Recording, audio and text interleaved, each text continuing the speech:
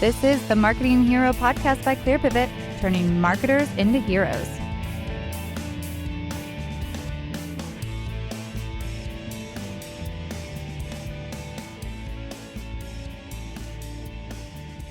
Welcome to the Marketing Hero podcast. I'm your host, Maya Wells. In this episode, we're bringing you some practical, boots on the ground advice and examples from the trenches of SaaS marketing. Here on the Marketing Hero, we are huge proponents of sound marketing strategies and doing everything with a purpose in mind. We want to add to that today with a more detailed look at some specific project examples in SaaS marketing and sales that really help you smash goals. I'm honored to be talking today with my colleague, Monica Evans, our senior consultant here at ClearPivot. She is an incredibly intelligent and creative growth marketing expert that all of our clients really love. Right now, we're about to discuss Monica's favorite SaaS marketing projects, including real actionable details that you can steal. Monica Evans, welcome to the show. Thanks, Maya. Glad to be here. Let's start off with a question we like to ask all of our guests. What's your favorite part of your professional life, and how did you figure that out? I think the biggest thing for me is that I love working with different types of businesses and clients.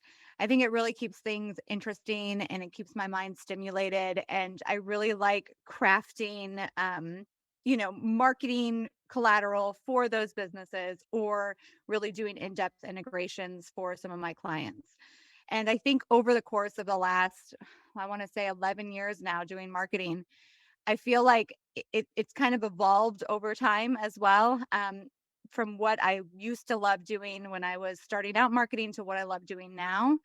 And I think I kind of figured that out when I worked first for sales at HubSpot when they were still known as a startup Wow. back in that was like 2010, I want to say.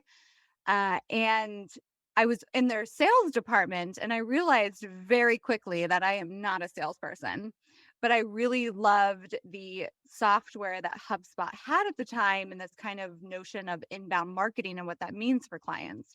And so that's kind of really what sparked that interest of marketing and then helping companies, grow through their marketing. Yeah, that's a fantastic journey really to go through, right? As what are you into at the beginning of your career? What do you learn through different positions that you may be in and different companies you work for? So you ended up focusing in on inbound as maybe a favorite marketing technique or a strategy. Is that something that you apply when you're working with SaaS companies now?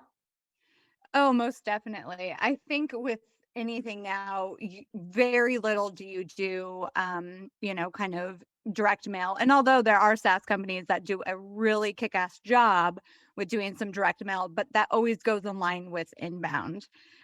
So if you're doing anything SaaS related, your audience is always online, especially if your SaaS product is a little bit more technical, your audience is definitely online. So you're going to have a pretty awesome inbound strategy to be able to capture those leads as well as keep them around using your product. So when you are working on a strategy like that for a SaaS company, for example, consulting on how they can actually start employing inbound marketing methodologies, where do you start? Even for somebody that may not know exactly what we mean by inbound, what's your most important first step when you're consulting with SaaS companies on marketing? The biggest thing with SaaS companies is they think they have a really great product. And most of the time they do have a great product, but they don't know anything beyond that, right? They're like, this is Hmm. going to save time for so many people, or this is going to increase revenue by X amount, or but they don't know where to begin with that. They don't even know who their audience is. They might think they know, but they haven't really done due diligence to try to figure out if that's truly who their audience is. So I think the biggest first step with consulting with SaaS companies is like figuring out who you're going to market to. Who are your intended users? Are you wanting to be enterprise as an enterprise solution, or are you more B2C, kind of like quick and fast and easy sales? Like determining between those two things, because the process is very different from somebody who can just sign up for a free trial and then pay for it and then be on their merry way versus an enterprise company that's going to have a bunch of different licenses, We're going to have massive teams. The sale process is going to be a lot longer. So really deciding which route you want to go first versus which route that might need to come later. Hmm. Right. So figuring out those routes to market. Is it different, let's say, for like you were mentioning in the B2B context for enterprise software, or even like a SaaS solution that fits in with a bigger software platform? What's unique about that? Because I mean, obviously we know B2C is pretty, we all do that every day, right? We go on our iOS, device or on our Android device and we get apps. I mean, it's very familiar to all of us. What about when you are trying to take a different route to market with your SaaS product? Is there something that's unique about figuring out that path? Yeah, I think the language is just very different for a B2B kind of audience. You the marketing is a little bit more kind of, I'm trying to think of the best word for it. It's very your targeted audience for B2B people are C-suite level people at the companies that you're trying to target. So they're more focused on how much is it going to save them in money, or how much is how can I reduce the time to market, or how, things like that, where they're just like looking at high levels for them. So they're going to buy kind of a software solution that's going to essentially either save them money, time, or resources. So your marketing collateral and who you're targeting, like that needs to be very spot on. Whereas like B2C, you can have these like quick and easy like growth hacks for B2C people. It's easy. The buy into the product is really cheap. You're basically saying like, this is easy setup, do this, do that. But with the B2B, your sales cycle could be 6 months. It could be a year. So Hmm. there are so many different collateral pieces that go involved with it, not just starting from the inbound first touch, but we're talking about kind of the sales cycle, providing sales collateral for the sales team to be able to move them along the sales cycle. And a pretty awesome kind of team to have that bridges the gap between sales and marketing is kind of sales enablement. Sales enablement teams are huge in big B2B companies because they kind of teeter between marketing and sales. So they provide the case studies, they provide the metrics, they provide all the things that help assist the sales team move along, because that's ultimately going to be how you're going to close that deal. They might do kind of proof of concepts and stuff. And so you get the engineering team involved because they have to be able to set up an environment for the B2B company to be able to test out your product and see if it's kind of worth it. And they're doing this probably with a bunch of other people. So how do you differentiate yourself? So there's so many different things that you need to think about on the B2B side that's very different from the B2C side. So if you're talking about really truly wanting to do enterprise level stuff in sales, you are going to have to put a lot of time and effort to make it as robust as it should be. So, Monica, let me back up for just a sec because I have a vocabulary question for you. As you know, we're both working in the SaaS marketing space every day. So we hear things, we read things, even produce things. And I've ran into this question about the vocabulary around applications versus SaaS. And so I want to get your take on that, whether in the B2B context, we should be calling it SaaS, and in the B2C, it's called an application, or vice versa. Just give me your take on the vocabulary real quick of app versus SaaS. Yeah, definitely. So I think it's not just black and white, because I think there are, like, when you go to your phone, you go to your Apple store, or if you have an Android, your Play store, and you download an app that's very targeted to individuals. It's a quick and easy thing. Your app is $4.99 and then you're good to go and you have it on your laptop or a phone. But SaaS companies like HubSpot, which is a solution intended for B2B companies, they also have an app for their sales team. So they have apps as well as like like online web applications as well.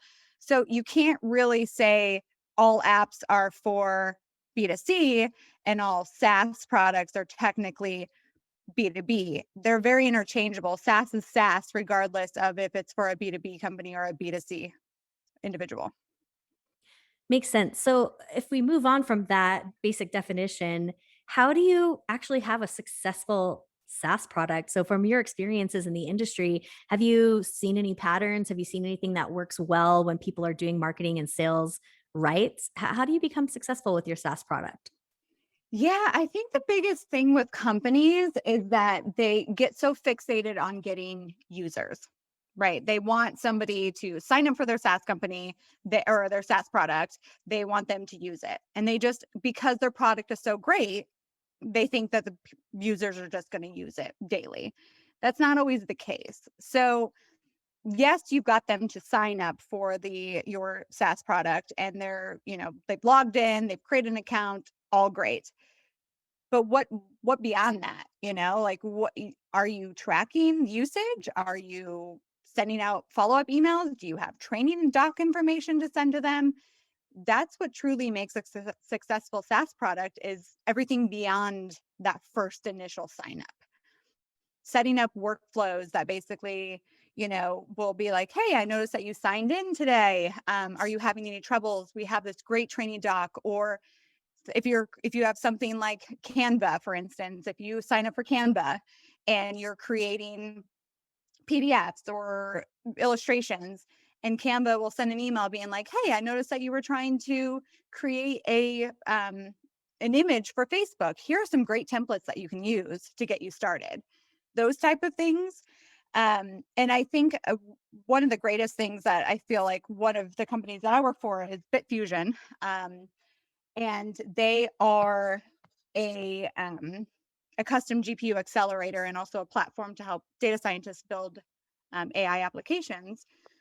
What we did was we created kind of a workflow series where once they signed on, we integrated from that software into HubSpot based off of usage that they were doing. So we use Segment to be able to pull in that information into HubSpot so we can see when was the last time somebody logged in, what were they actually using within that product, and then sending detailed documentation on how best to use that.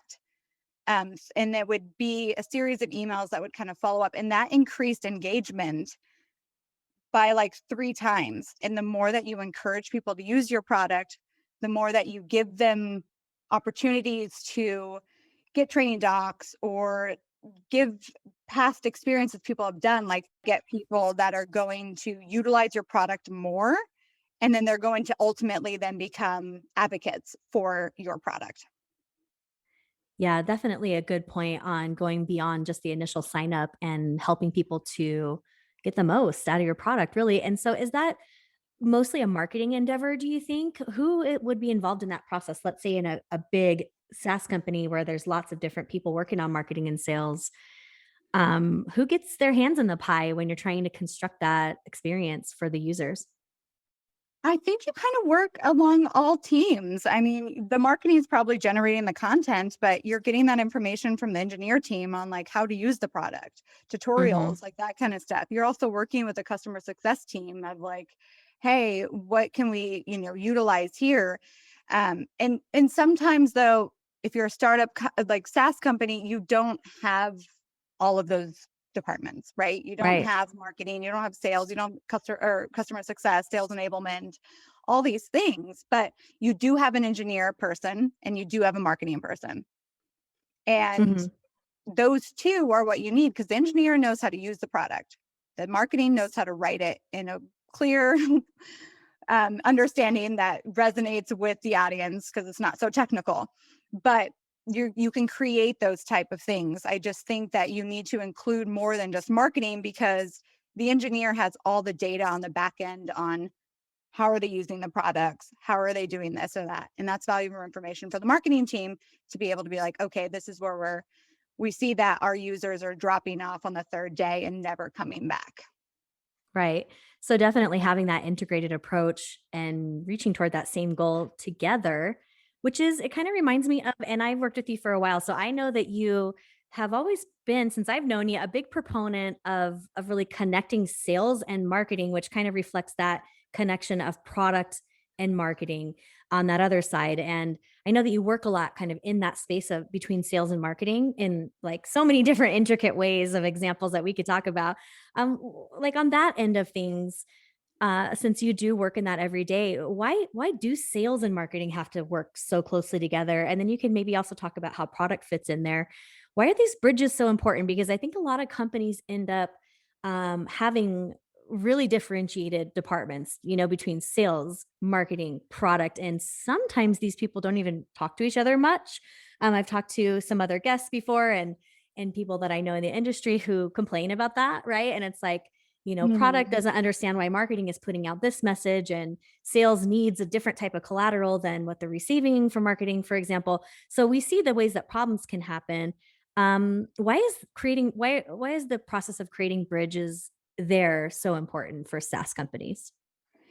You know, it's always stems from, I think the reason why there is always such a disconnect is because people are so stuck in their departments. They're just like marketing. We know what's best. We know how to say the best things in front of our audience. Products Mhm. like, well, we create the best like best software. Like we know what's best. And then sales are just like, I just want to get a sale. you Yeah, know, I just I want have the money quota. I part, have a right. quota to meet. Like Yeah. I want to get through this. But Right. I think the thing is that having open communication between all the departments allows you to sell the product quicker, be Mhm. able to actually talk about your product like effectively because you're working with a product team. And also the product team is constantly making updates to SaaS products. I mean, they're working on sprints. Depending on your sprint cycle, you could be working on a sprint weekly, twice, like every 2 weeks, monthly. Like you are always on sprints working to get your product updated. So if marketing doesn't know what's coming up, how are they supposed to market it? Mhm. And if the sales team doesn't understand like all the changes, how are they going to sell it? So I think the thing is that like when you have that open communication between the two, it's extremely important for product, for marketing to know what product's doing, and for sales to know what product's doing, and product to give that information back. And it just kind of be this like streamlined conversation amongst all departments because you can really utilize and do your job more effectively if you have that open communication. Can you think of examples that you've run into in your career of either these problems happening and how you fixed it, or maybe a company that was doing it amazingly from the start, which I'd love to hear about? Yeah. So I can't say the company name, but they are a survey company, a SaaS product, and there is a massive disconnect between all departments. So the sales team is very siloed, the marketing team is very siloed, and the product team is siloed as well. So you have this like issue with being able to market to your audience effectively. So they've seen this kind of increase of people using the product or signing up for the product, but they're not actually continuing engagement because they haven't really figured out how they can um, kind of keep them engaged. So they're not speaking with the product team. So they're not understanding why they're falling off, about when they're falling off, to Mhm. be able to like target them in a way that's going to work. All they have done is they've set up workflow emails that is just like, oh, you signed it up. Cool. I'm going to send an email a day later and be like, so how's it been working? Like working in the So just software? not really anything that's segmented or targeted or connected with No. product use in any kind of way. Yeah, no, Uh-huh. because they have such a disconnected kind of flow inside of HubSpot, as well as they're also the sales team is only using Salesforce. So Salesforce is not really getting a clear understanding, like the sales team is using Salesforce, not getting a clear understanding of like what's been kind of happening with marketing to be able to use that for selling. So Wow. that is like a big thing that causes issues because the sales team comes back and like, well, this is all marketing's fault because we're not getting the correct leads that we want. And marketing's saying like, hey, we've given you all these leads. And then you guys just aren't doing your job effectively. And so it's just like, now it's just picking the blame when really it's just like, well, the root of the problem is because there's just no clear communication about what each department's doing. Well, and it sounds like it's not only communication and processes, but maybe even also the tech stack or, the infrastructure setup, because what I just heard you say is some people are using HubSpot, some people are using Salesforce. Are those systems integrated, I guess would be the next question. And how can you really set yourself up for success in a more integrated way with the technology you're using? Because I know a lot of people listening here can identify with this situation, right? Where it's the blame game. It's, if you're a salesperson, it's always marketing's fault and vice versa. And product people don't want anything to do with us marketing folks sometimes. So I definitely know people out there listening are identifying with that problem and can probably even point to some problems that they've seen with that tech stack situation. What's the best way to set yourself up for success in a more holistic way with the technology you're using?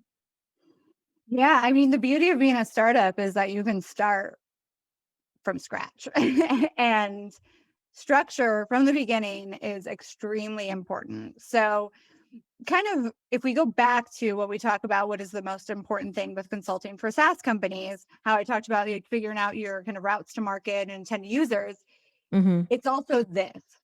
So now that you've kind of figured out who your intended user are, the markets you're attracting, the routes you're going, now what happens when they sign up? Where is that information being populated? What software are you going to be using to track all your leads coming in? What are you going to do to be able to like understand how people are using your product? Like those are the questions that you need to ask yourself, and then you just set up a structure and integration from the beginning. So I think the thing is because even so, like SaaS companies might have partner channels too. Have you thought about that? And how is that going to kind of fit into your overall structure and information flowing between marketing, sales, product, all that stuff? So I think the biggest thing, and there's so many different tools that you can use. Anything that has open APIs, you can connect into HubSpot. So you can create, if you have your SaaS product and you want to know information like when somebody logs in or something, you could easily integrate that into HubSpot and update property records and the contact by just connecting it through a company like Segment, where you can have API and then just connecting those things in the HubSpot. But you really need to map it out, and it needs to be documented. Because I think the problem is that if you don't have things documented and you hack things from the beginning, people leave over time. And so Mhm. they only have that information in their head. So what Right. do you do when they've lost and you have new people coming in and they're just like, well, I don't understand where any of this information is. What have we done? All this stuff. So setting up all of that from the beginning and really mapping it out and documenting it is extremely, extremely important. Yeah, I feel like you can't stress that enough, right? So it sounds like you're a fan of HubSpot. What's the best way to set it up and what different pieces and parts do you need to make it all work? So I think the thing is that one, you need to figure out what software you're going to use first to be able to map all things. A lot of enterprise companies or enterprise SaaS companies use Salesforce for their CRM because ultimately it's probably one of the most robust CRMs for a large organization. So if they determine that CRM is what they're going to use, perfect. That integrates work with HubSpot. Are you using a different marketing automation tool? And if you are, making sure that the property fields are being updated into HubSpot correctly. If you're going to be using HubSpot, the CRM, even better. I mean, it's all integrated. HubSpot has like really advanced their CRM, so it's on that competing side of Salesforce. And then figuring out kind of beyond that your customer success, like what about tickets coming in, all that kind of stuff. So I think the thing is really determining which software you want to use and how they're all going to be integrated. And then it goes beyond that. So for the CRM, what are your deal stages going to look like? What happens when you move a deal stage in the pipeline, or in the pipeline, you move the deals down the stages? what's going to update, how are you going to track, like what is the most important thing that you want to be able to track in terms of revenue, like where people are coming from your partner channels, from B2C, from B2B, like really determining that. And that's why I say documentation is key, because you got to map that out to be able to set it up properly in any system. Is that something that you do for your clients? You help them to map it out and then implement? Yeah, definitely. So, kind of back to that survey company, they kind of what I talked about before. They had one legacy client, like legacy products that were in Salesforce, and then they had new products inside of Salesforce, but they didn't update their legacy products with their new products. So building out workflow marketing campaigns to be able to understand, well, what is this legacy product and what is this new product if we're sending marketing emails to them. And it got so confusing. And then the person that ended up setting up to begin with left the company. Oh boy. So then we're sitting here like, okay, well, now that we don't have that, we're starting from scratch, but they have years and years of data. I mean, we're talking about 10 years of data inside of Salesforce that is just a mess. So we had to start back from the ground up, and we documented, this is the flow that we wanted. And then we had to go through each part of the property fields and look at every property field in Salesforce, every property field in HubSpot, map them correctly, set up the workflows for marketing. It's a massive project, and you don't want to get to that point ever. It sounds like you definitely don't wanna get to that point, but I know that that company is probably better off for having done that. What kind of differences would you anticipate, let's say from that project example, after having cleaned all of that up and, like I said before, untie those knots, what can be the results of that? So the results of that are, one, better targeted marketing campaigns. Mhm. So you're not missing anybody, because the thing is, when you have messy data, you have to make sure that if your enrollment trigger for like a workflow campaign of like, okay, somebody signed up for the free version of this product, but you have a legacy product of the free version, then you have the new product of the free version, and like all this stuff, you're you have to make sure that you have that in your enrollment trigger, or else you've lost all the other people that are falling under that. So cleaning it up just allows for you to like fully understand what data you actually have, and it's all accurate. So anybody new coming in, there's one field that's like, okay, this equals this. And I'm also a true proponent of not single line text fields on property fields, Oh, can I get an because amen? Yes, absolutely. because if somebody spells it differently, then you miscapturing those people as well. So always drop down, select on all your property fields to make it as clear as day when setting up workflows. Um, but I think so when it does work properly, beyond marketing, you also get, everybody has a clear understanding on that contact record. Where did that person come in from?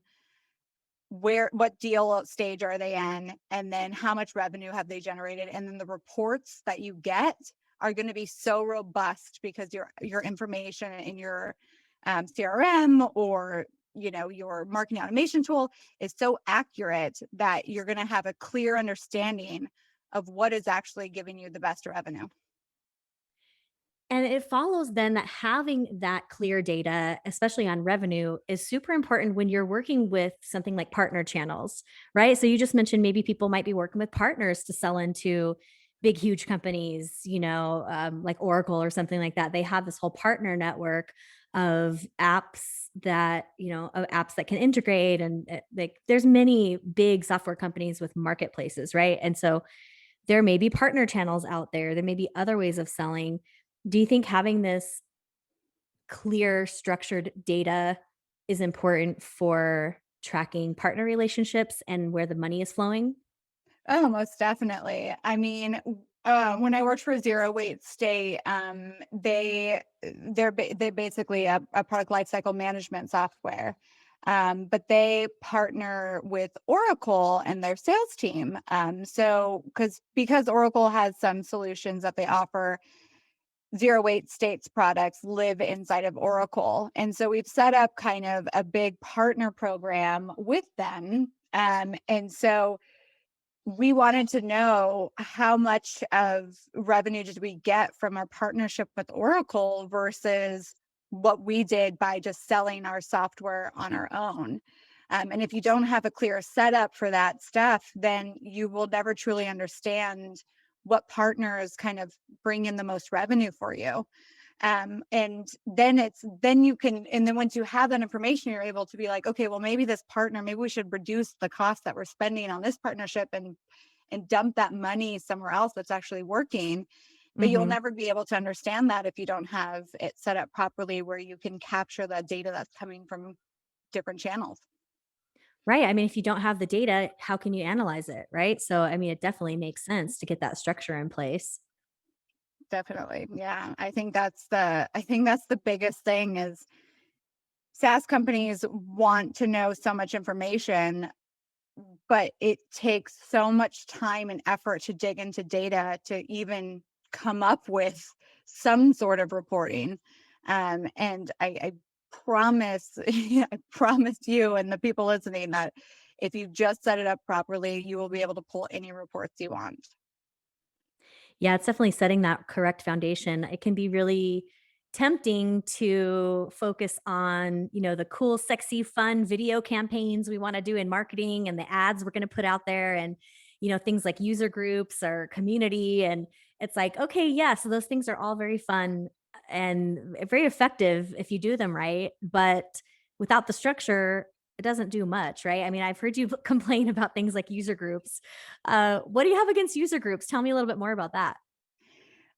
Yeah, Big sigh. I know. Because you always hear SaaS companies that are just like, oh, I want this huge community, this of users and like using the product and talking about our product and all that stuff. And it's like, yeah, so does everybody else. But user groups take a lot of time and effort.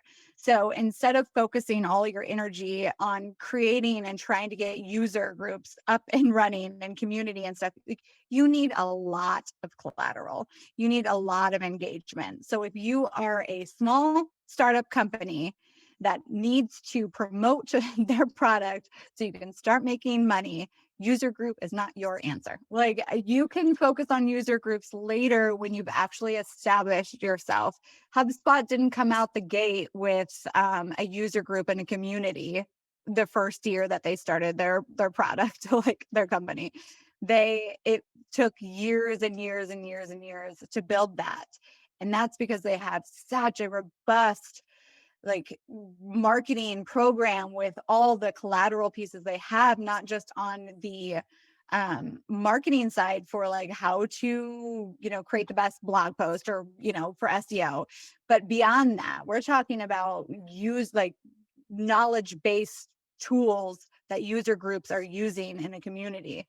And if you don't have that, it's just user groups are not going to work for you. Yeah, I mean, it really sounds like, hey, you got to build the users first. You got to build those fans and the people that are using your solution every single day before they even care about a group or want a group, you Yeah, know? Yeah. exactly. Well, that does Mhm. make sense. Yeah. You've worked with many of your SaaS clients for years and things are always iterating, right? We're always working in sprints across product, across marketing. How do you keep this all going long term? What are the most important things that you have to continually do after you have set that strong foundation? How do you keep it going? You've got to continuously update your website with the latest product releases. You have to have ongoing blog content, ongoing collateral pieces, not just for the website, but also for your email campaigns, for your sales team. Really always truly keep it up to date about, what the Google algorithms are for SEO. Do you have pillar pages? If you don't know what pillar pages are, I'm sure we have an amazing podcast episode about pillar pages We'll link or below. some blog that we have about it. But like, the structure of how your website is always forever changing. So you need to make sure that you're keeping up to date with that.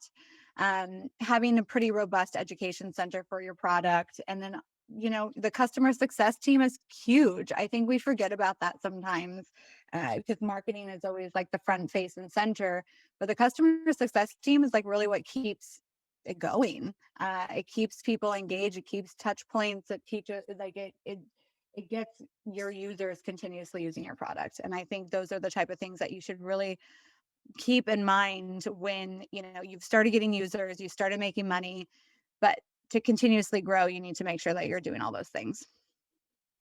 Well, thank you, Monica Evans, for all the great advice on SaaS marketing today. What are you most excited about working on next?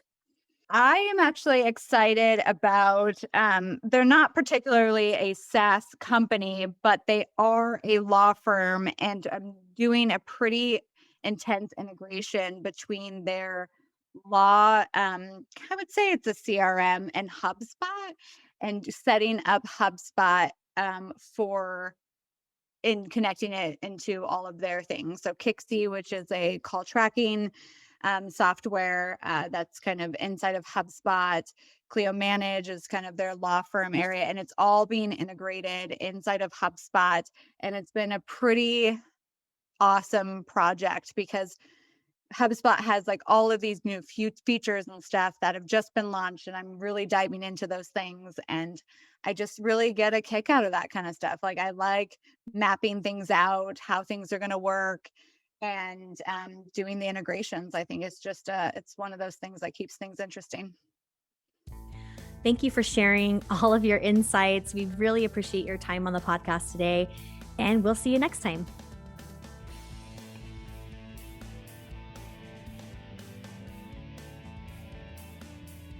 You've been listening to the Marketing Hero podcast by ClearPivot. Be sure to join us next time. For more information, visit www.clearpivot.com.